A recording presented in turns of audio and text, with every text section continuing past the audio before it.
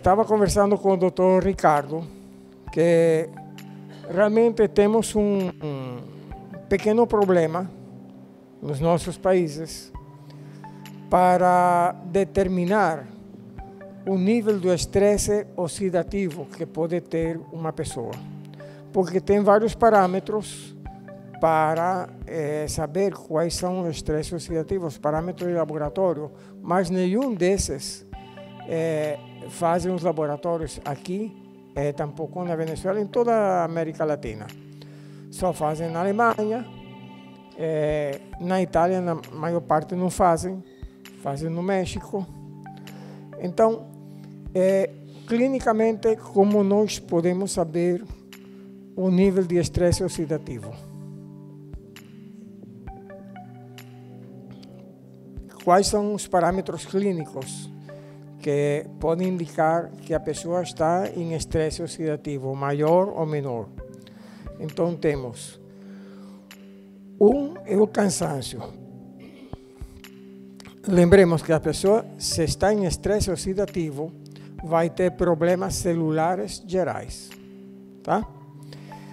Então, nesse caso, a pessoa vai ficar com fadiga, sem força, praticamente sem vontade de fazer nada.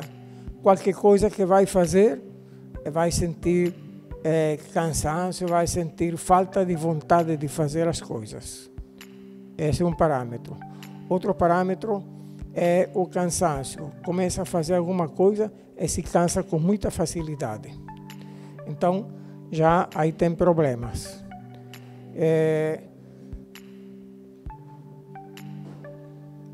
Algumas pessoas podem ter uma diminuição da hemoglobina, outras não.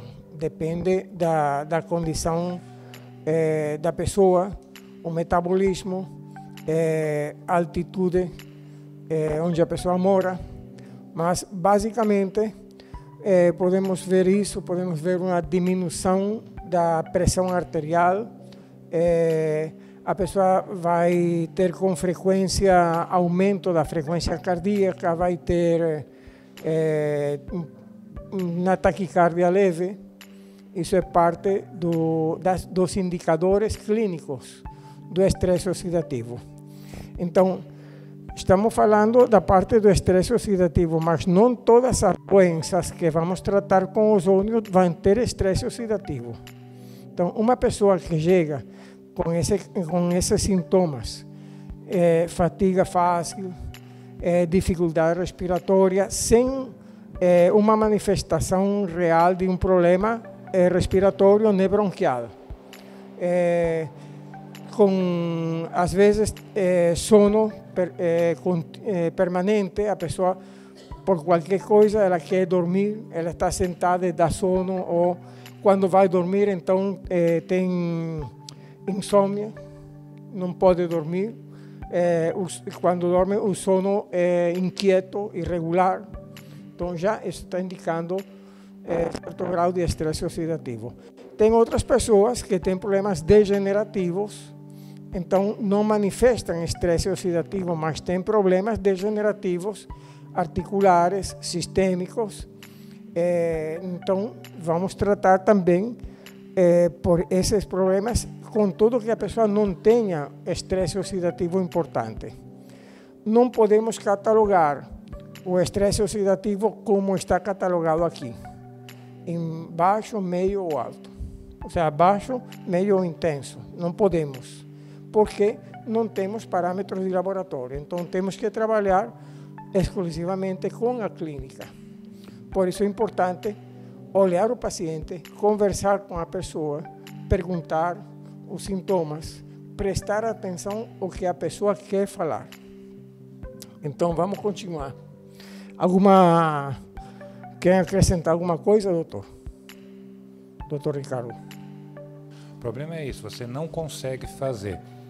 Então eu peguei de todos os trabalhos que eu li, de todas as teses, essas coisas, eu peguei quais eram os exames que eles utilizavam para tentar classificar a pessoa no estresse oxidativo.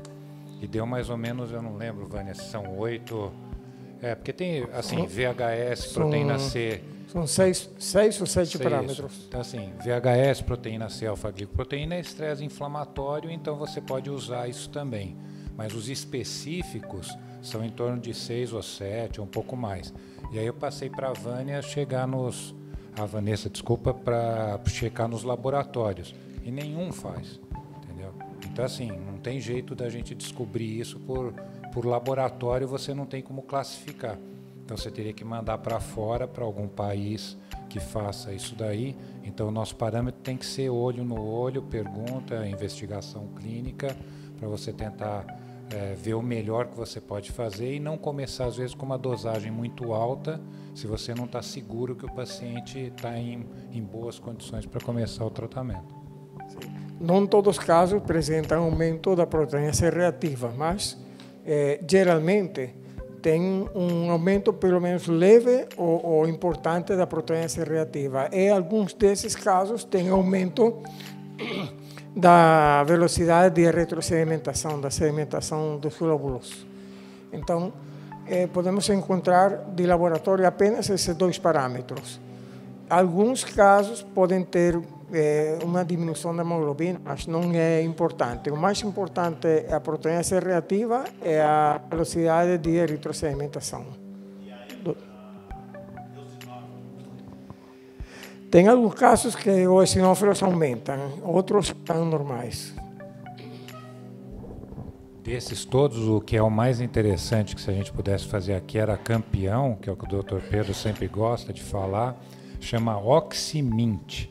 Oximint é o estresse oxidativo da mitocôndria. Esse seria assim o exame de eleição porque a gente vai direto no ponto onde o ozônio precisaria agir, que é na mitocôndria. Exatamente, mas aqui ninguém faz. Bom, vocês sabem que aqui não fazem, mas em Boa Vista ninguém faz. Na Venezuela ninguém faz. Então, temos que utilizar os parâmetros clínicos, estritamente. Então, as doenças mais apropriadas para ser tratadas com ozônio, podemos classificar em 3 grupos. O primeiro, eles colocam como doença de primeira categoria. Vamos lembrar que isto é simplesmente uma declaração, nós estamos revisando a declaração que eles consertaram, que eles concordaram para unificar critérios, mas não é obrigatório. A parte obrigatória é principalmente as vias de administração que são proibidas, que vamos ocasionar uma iatrogênia severa. Mas isso presta para ser uma guia, como uma espécie de orientação. Então, as doenças que poderíamos classificar como primeira categoria, então temos osteomielites, enfisema pleural, abscessos com fístulas, feridas infectadas, úlceras de decúbito, escaras, úlceras crônicas, pé diabético, queimaduras. Então, as doenças isquêmicas avançadas, como falei desse caso, a paciente que tratei que foi espetacular, que ela estava com uma demência pré-senil, um transtorno isquêmico, os 2 pés, ela tinha uma espécie de pés de meia pretos, a mulher é branca, então ela tinha uma isquemia severa nos pés, e com 2 aplicações já a isquemia sumiu, normalizou. Então, doenças isquêmicas avançadas, também a parte da isquemia cerebral normalizou. Degeneração macular relacionada com a idade, a forma atrófica.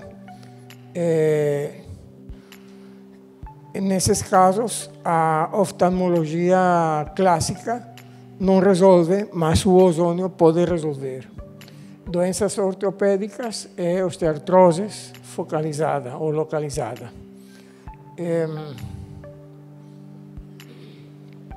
O único caso que em doenças isquêmicas não tem que ser usado o ozônio é com os pacientes que têm uma isquemia aguda miocárdica, com problemas miocárdicos, com infarto miocárdio, ou um angor pectoris que está evoluindo. Aí não podemos usar o ozônio. Temos que esperar que o processo se resolva, que se normalize, a pessoa fique em repouso. Depois, 3 meses, aí podemos começar a usar a ozonioterapia com essa pessoa, já com certeza que não vai aumentar o problema isquêmico. Essa pessoa vai ficar, durante o processo agudo, muito comprometida. Ela vai precisar até o último pedacinho de hemoglobina para oxigenar o músculo cardíaco. Então, nesse caso, está contraindicado o uso de ozônio. Síndrome de fadiga crônica, fibromialgia. Estamos, então, em doença de primeira categoria. Todas as doenças odontológicas, incluindo estomatites, problemas odontológicos, problemas orais. Inclusive, temos a experiência do Dr. Pedro com o ozônio na boca, que tem um efeito muito beneficioso. Doenças infecciosas agudas crônicas, especialmente quando são ocasionadas por bactérias resistentes a antibióticos. Estava lendo esses dias que apareceu um caso na Inglaterra de um paciente uma pessoa que viajou na China. Aí na China ficou com uma infecção gonocócica, que essa cepa de gonococo é resistente a todos os antibióticos conhecidos. Então, nesse caso, poderiam usar com esse paciente a ozonioterapia e pode resolver o problema, que os antibióticos conhecidos não resolvem. Então, podemos usar em virose, fungos e outras doenças infecciosas. Candidíase vaginal e bartolinitis. Realmente, com a parte ginecológica, não tenho nenhuma experiência. Então, a ozonioterapia presta um apoio útil a estas doenças, mas o ozônio, os metabolitos do ozônio, como o H2O2, levam uma concentração tisular para matar os germes. Então, eles indicam aqui que essas patologias, na ozonioterapia de forma exclusiva, ou como coadjuvante ao tratamento específico, vai ter um alto benefício terapêutico. Então, deixa eu dar uma olhada na versão portuguesa, que esta é a versão espanhola. Então, doença de segunda categoria. Nessas doenças temos a fadiga que está relacionada com o câncer, com o cancro. Então, a ozonoterapia que está associada aos tratamentos estabelecidos, tratamentos ortodoxos, vai aumentar o benefício desses tratamentos já estabelecidos. Eles indicam que a ozonoterapia até agora não tem demonstrado um efeito terapêutico no câncer. Então, seria bom fazer pesquisas, fazer experiências com esses pacientes de câncer, aplicando o ozônio com um acompanhamento com os parâmetros do câncer para determinar até que ponto foi resolvido o problema ou diminuiu. se a pessoa não quer tomar mais quimioterápicos, fazer o tratamento com ozônio, continuar esse acompanhamento até a pessoa possa ter uma sobrevida de pelo menos 5 anos, sem problemas de aumento de câncer, da recidiva. Se a pessoa não sara 100%, pelo menos que possa ter uma condição que o câncer não se espalhe, que não possa ter metástase, o câncer não aumente. Seria bom fazer aqui no Brasil esse tipo de experiência para determinar qual vai ser o resultado. Nos casos de asma, aqui a ozonioterapia pode prestar a ozonioterapia sistêmica. Lembremos que a asma tem um componente imunológico. Parte da reatividade bronquial está relacionada com o sistema imunológico. Tem outros componentes. Temos que ver até que ponto a ozonioterapia pode ajudar os pacientes asmáticos, distanciando as crises asmáticas. Não tenho experiência com isso. Tá?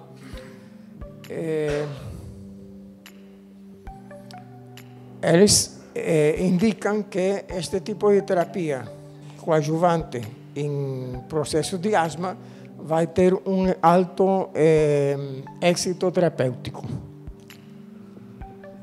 Doença de terceira categoria está incluídas as doenças autoimunes, como esclerose múltiple, artrite reumatoide, doença de Crohn, psoríase, a demência senil, doenças pulmonares, enfisema, doença pulmonar obstrutiva crônica, a fibrose pulmonar idiopática, síndrome de estresse respiratório agudo, doença da pele, psoríase, dermatite atópica, as metástases de câncer, sepsis severa ou com alteração de múltiplos órgãos.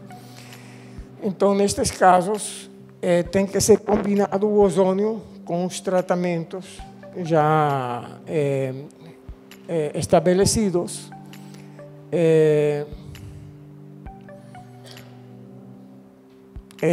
Não tem evidência clínica que a ozonioterapia sem outros complementos possa ter um êxito real. Então, alguns casos acharam que tem melhora, tem efetividade, mas os resultados não são bem determinantes. Vamos entrar na parte das bases, nos fundamentos gerais para o tratamento da ozonioterapia. Pessoalmente, eu acredito que essa parte devia ser colocada no início da declaração, porque esta é uma parte importante. Então, já falamos que não todas as pessoas vão responder de igual forma ao tratamento com ozonioterapia. Então, esse é um ponto que já falamos, que o tratamento tem que ser escalado desde o menor até maior concentração. Então, aqui temos uns parâmetros de laboratório para classificar o estresse oxidativo. Quais são os marcadores que eles recomendam?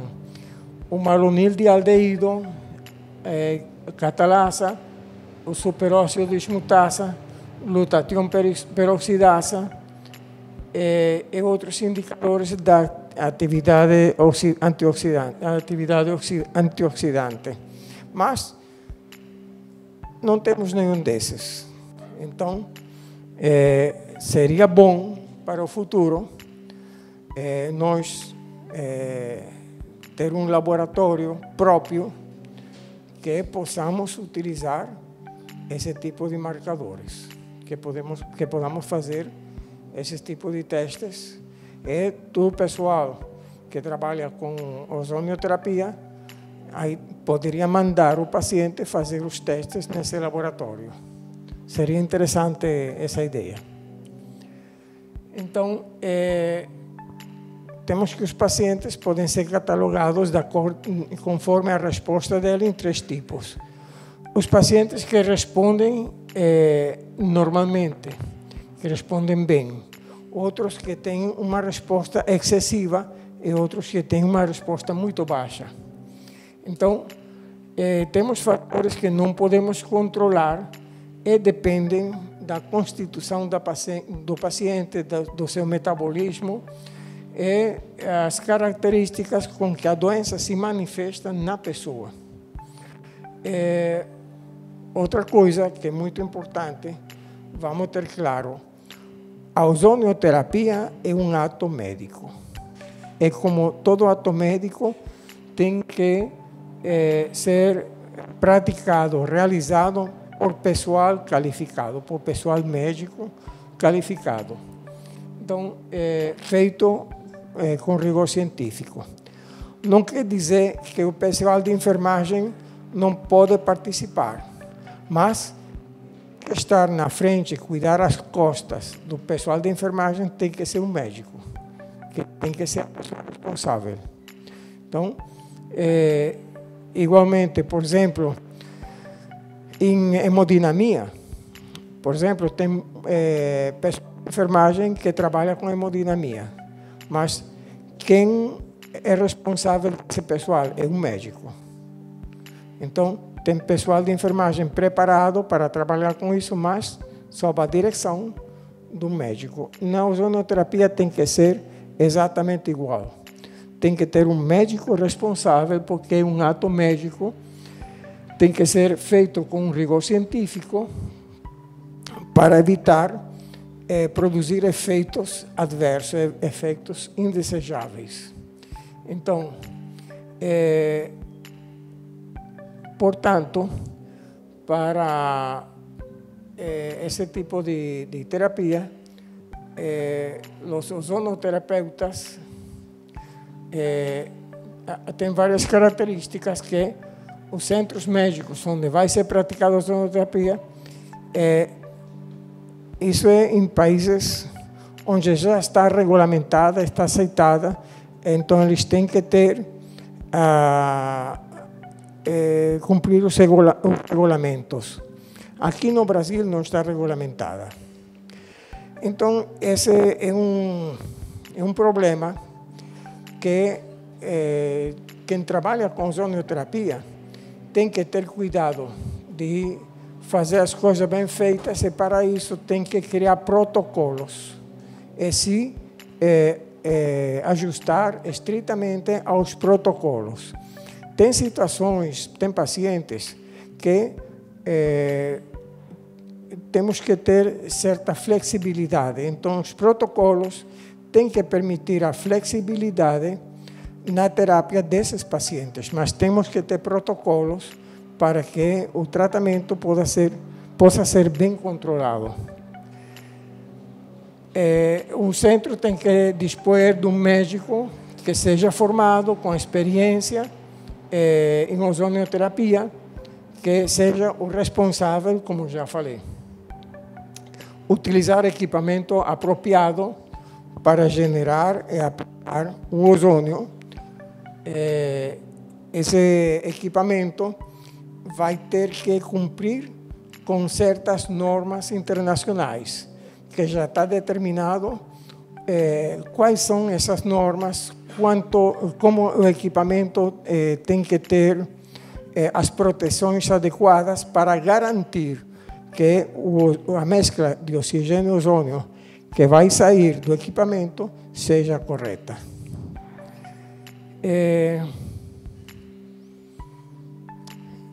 Sem dúvida, temos que usar como fonte do equipamento oxigênio medicinal, oxigênio de uso médico, estritamente. Não podemos usar oxigênio industrial porque tem outros contaminantes, muitas vezes até nitrógeno, tem outros contaminantes que na indústria não tem problema, mas para colocar num paciente vamos ter sérios inconvenientes. Fazer os protocolos, a pessoa tem que ser informada o que vamos fazer. Se a pessoa nunca fez uma ozonioterapia, temos que explicar qual vai ser o procedimento que vamos utilizar, a pessoa saber dar um consentimento que ela está consentindo fazer esse tipo de terapia. Precisamos ter um sistema de ventilação adequado. Temos que ter medicamentos, um mínimo estoque de medicamentos para o suporte da vida da pessoa. Se a pessoa tem algum tipo de reação, temos que estar em condições imediatamente de atuar. Não dá chance para pegar essa pessoa e levar para um centro clínico. Nós temos que resolver na hora, imediatamente. Temos que resolver logo. Isso inclui suporte respiratório, se for necessário.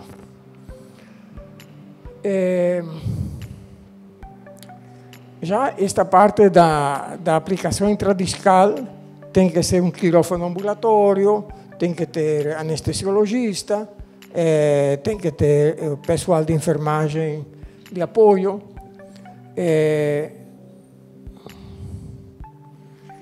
Então, que vai determinar o êxito na terapêutica depende desses fatores que nós podemos controlar, que nós podemos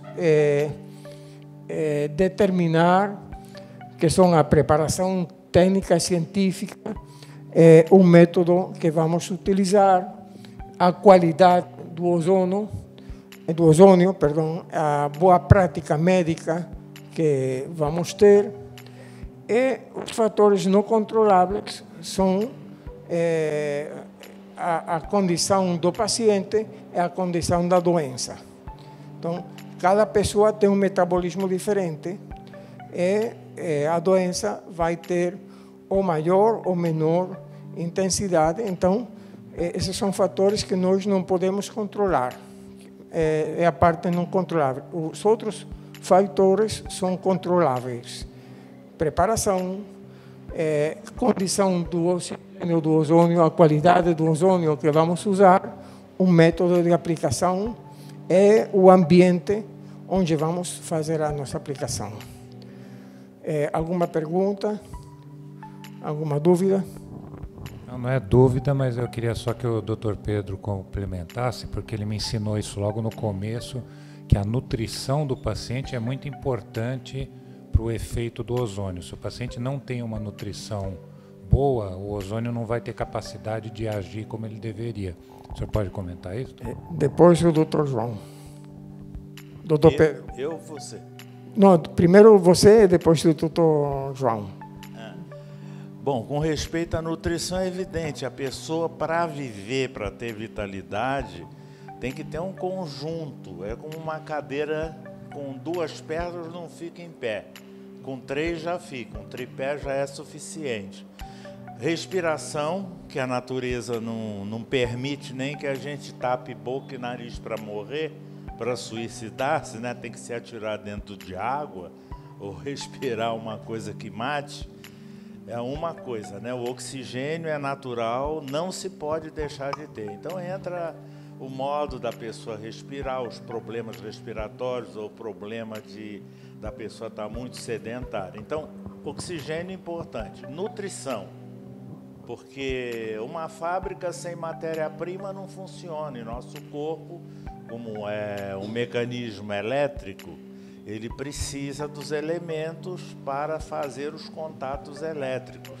Então entra a parte de nutrição. E o indispensável é a pessoa não comer, é nutrir-se, comendo.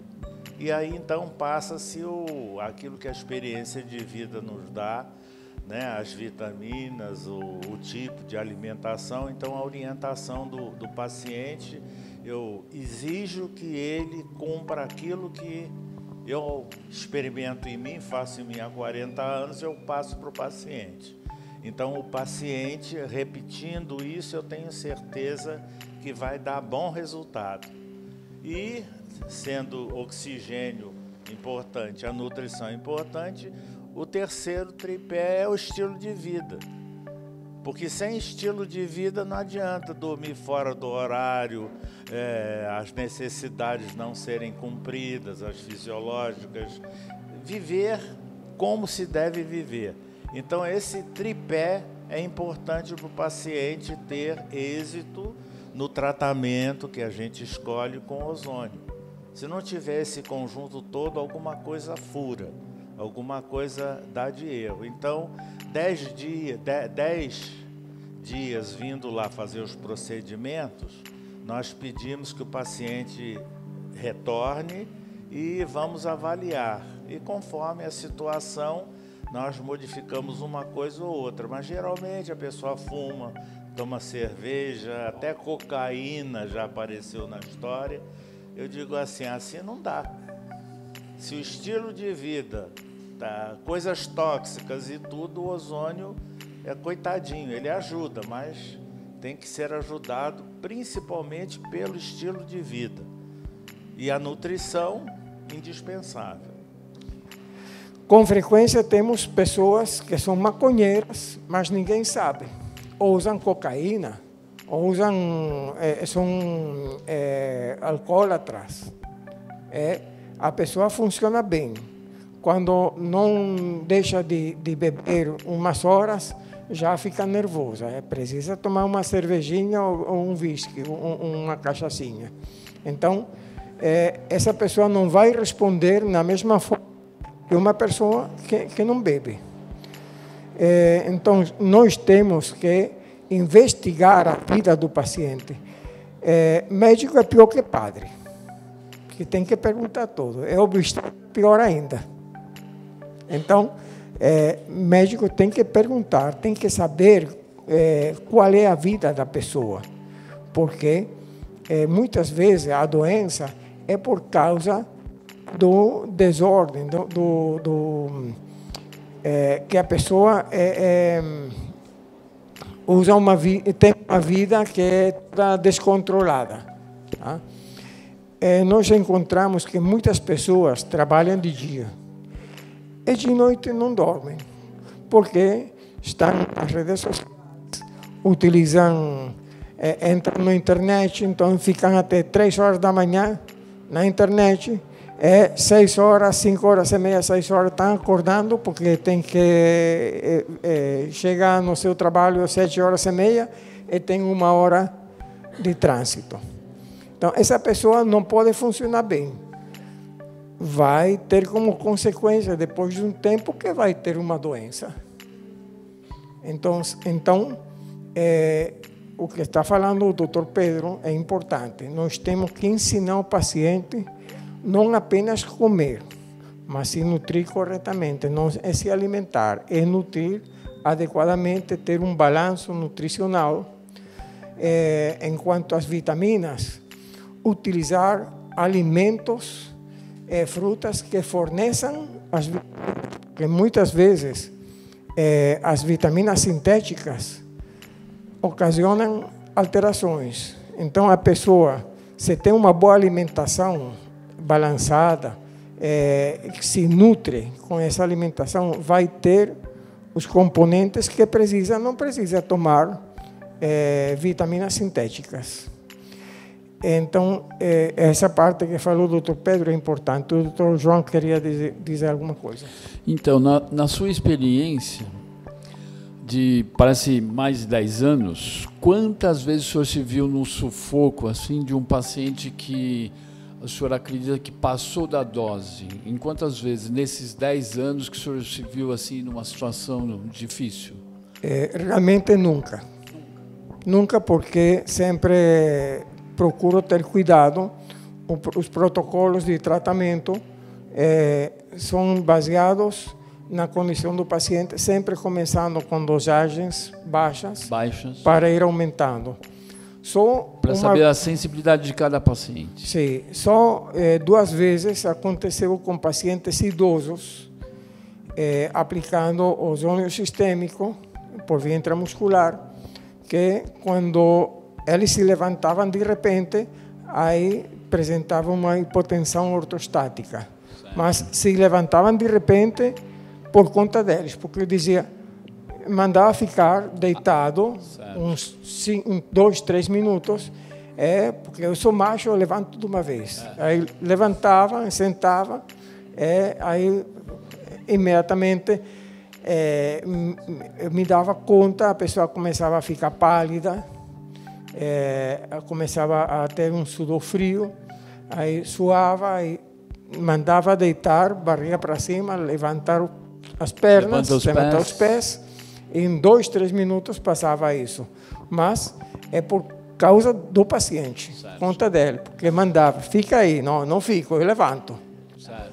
Aí, depois, seguia uns 10 minutos de conversa, aproveitando isso, olha, você não quer atender as instruções, mandei ficar deitado, você levantou. Assim vai ser na sua casa, com a família aí, não? Você tem que fazer na sua casa isto, aquilo, porque pacientes idosos.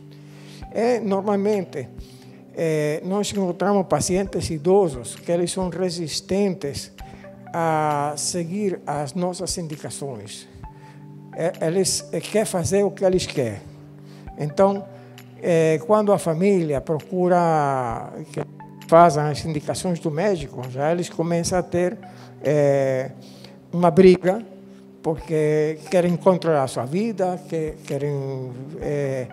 estão atrapalhando. Então,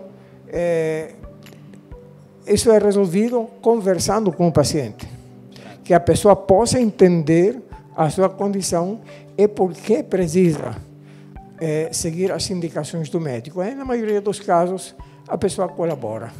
Então, aí não deu jeito, não deu forma, não prestou para nada. Não ia funcionar, já não tinha jeito. Então, outra pessoa que não quis trabalhar com essa pessoa, porque uma pessoa muito complicada. Então, conversando na primeira consulta, me dei conta que a pessoa, primeiro, é manipuladora.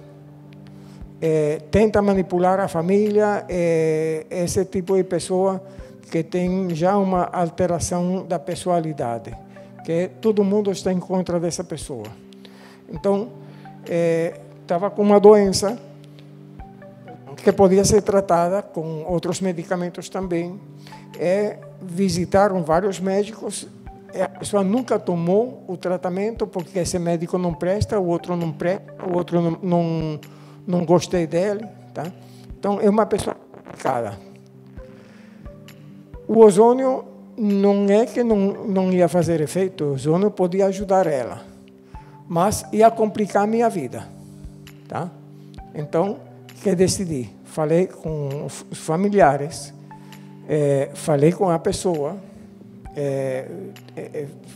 coloquei a pessoa em confronto com ela mesma. Então, a pessoa ficou brava por esse confronto, sempre com um confronto sempre com respeito, de boa forma, mas confrontei ela porque ela devia reconhecer o seu problema. O problema era ela. Mais psiquiátrico, correto. Então, eu não quis fazer porque o problema ia ser para mim. Aí, esse doutor não vai prestar, o ozônio não presta, é bagunceiro, não. Ia trazer problemas, então eu não quis fazer. Do resto, teve outro paciente de Boa Vista, um jovem, que ele queria fazer ozônio porque queria ficar mais forte, porque ele queria jogar bola mais que os outros. Um jovem de 23 anos, naquele momento, em Boa Vista, era a moda do ozônio, porque nas redes sociais o ozônio era o último boom. Então, não, eu quero fazer ozônio, só para fazer ozônio. Não vou fazer por isso. Infelizmente, procure outro que eu não vou fazer. ficou bravo comigo, mas não tem problema. Do resto, não consegui outros casos que eu me negasse a fazer ozônio. Recomendo a ele, em casos assim, comprar um aparelho e usar em casa. Eu acho que depois provavelmente comprou o aparelho. Não, eu falei, bom, se você quer usar ozônio, compre um ozonizador de água, tome banho de ozônio, aí vai absorver o ozônio pela pele e você vai ficar mais forte. Ele acreditou que eu estava brincando com ele e ficou bravo. Mas também é uma forma de aplicação que aqui não aparece. Se vocês têm na sua casa um ozonizador de água, você pode ozonizar tomar banho de água ozonizada, é absorvido, vai absorver. Quanto, não sabemos. Não vai ter controle de absorção, mas vai ser beneficioso. Não vai ser tanta absorção, mas vai ser beneficioso. Pelo menos as doenças na pele, qualquer micose que você tenha na pele, vai desaparecer. Se tem rugas na pele, também pode melhorar. Outra pergunta? Qual é seu nome? Jean.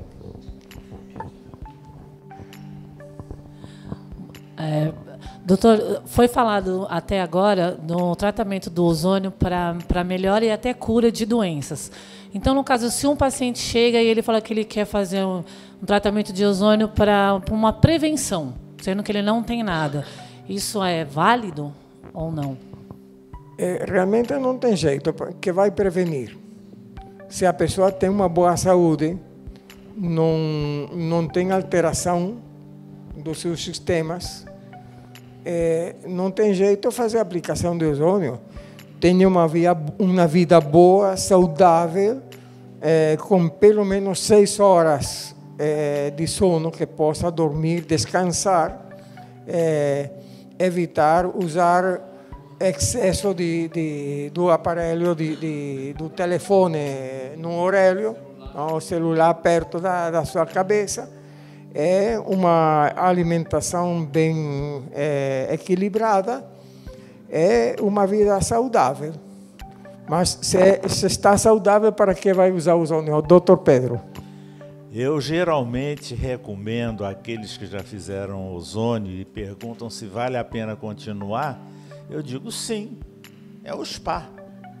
Não tem gente que é empresário, está estressado, ficou gordo, está passando mal, vai para o spa. Só que o spa, a pessoa fica segregada 1 semana, 15 dias, come uma coisinha de nada de comida, faz ginástica, massagem, fica preso lá. Eu digo, aqui tem mais vantagem, você vem fazer ozônio 1 vez por semana durante 2, 3 meses, aí é o spa de ozônio. Pronto, está respondido mais ou menos. Mas já a pessoa antes tinha um problema de ozônio. Foi resolvido. Resolvido de ozônio. Como que eu vou continuar, doutor? É bom continuar com ozônio?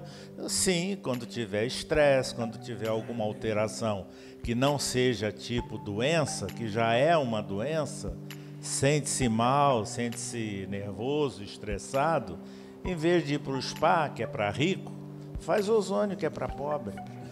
De todas formas, respondendo, continuando com a pergunta dela, por exemplo, uma mulher que está tomando anticoncepcionais ou tomou anticoncepcionais em excesso, ela quer melhorar a vascularidade, as suas veias, que não está com dores nas pernas, aparentemente não aumentaram as varizes, não tem inflamações, mas ela quer tomar ozônio para normalizar o efeito que possa ter ocasionado os hormônios. Ela pode tomar 1 vez por semana, como falou o doutor, 1 vez por semana durante umas 5 ou 6 semanas. Não tem problema. Tá? Mas, geralmente, se a pessoa é saudável, tem boa condição física, tem uma alimentação equilibrada, dorme bem, não precisa. De vez em quando, se tem um tráfego de trabalho, pegue uns 3, 4 dias para ir para a praia, ir para a montanha, para se descontrair, desfogar, eliminar o estresse. Tá? Outra pergunta. É mais barato, mas quando vai para a praia e você toma sol, água salada, come peixe, é mais caro, mas eu gosto mais do que o ozônio. Outra pergunta? Alguma outra intervenção que alguém quer fazer?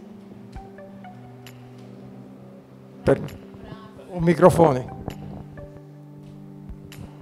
No caso de micoses de unha, essas coisas, tem resultado? Porque a micose de unha é um problema bem difícil, né, de se curar.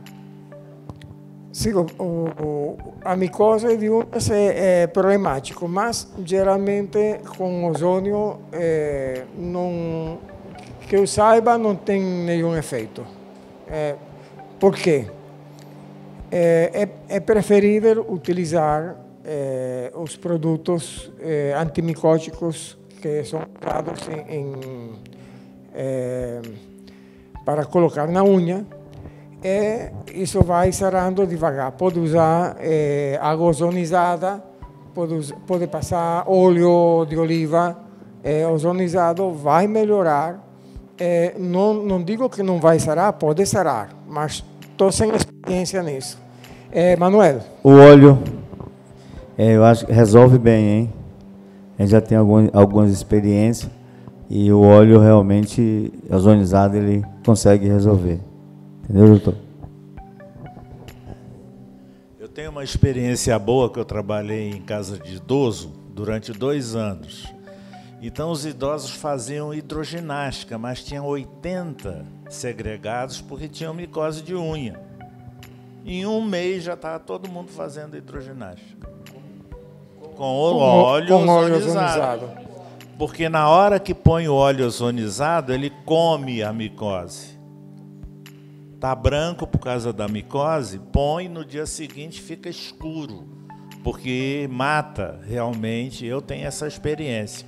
Então, com aquela falta do branco, eu liberava já para a piscina.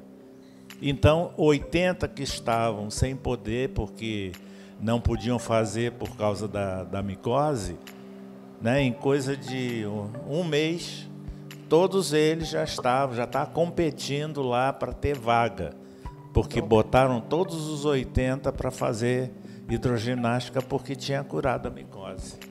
É lógico, porque o óleo a queratina tem afinidade para o óleo.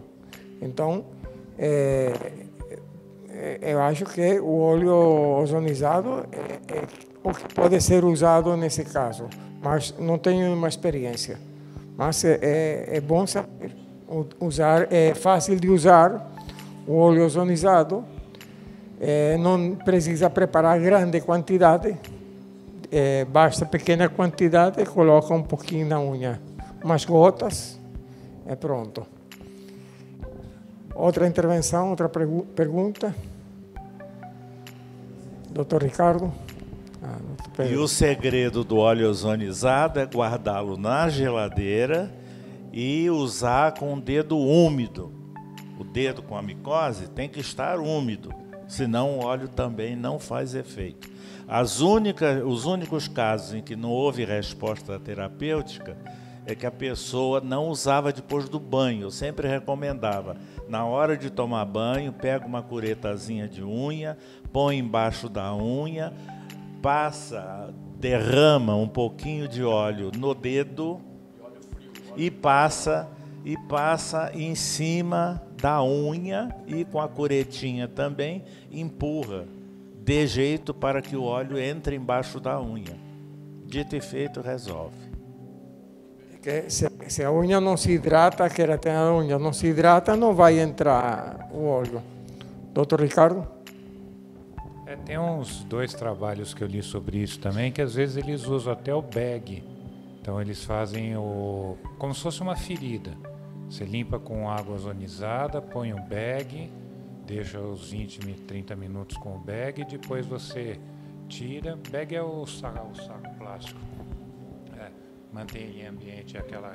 Uma bota plástica com isso, entrada e saída. Que você põe só no local onde tem o problema e depois você retirou, passa o óleo e aí protege aquilo lá e pronto. Então, nos casos graves... Mas sempre passa o óleo. Sempre depois da aplicação, óleo. sempre passa o óleo. Lógico que isso tem uma limitação, porque você vai depender de uma clínica para fazer isso por causa do bag, mas é uma opção e o óleo você usa nos outros dias que você não fizer esse tratamento. Então, nos casos graves é interessante. Alguém mais? Bom, eu acho que estamos com vontade do almoço, hein? Bom, obrigado pela sua bondade.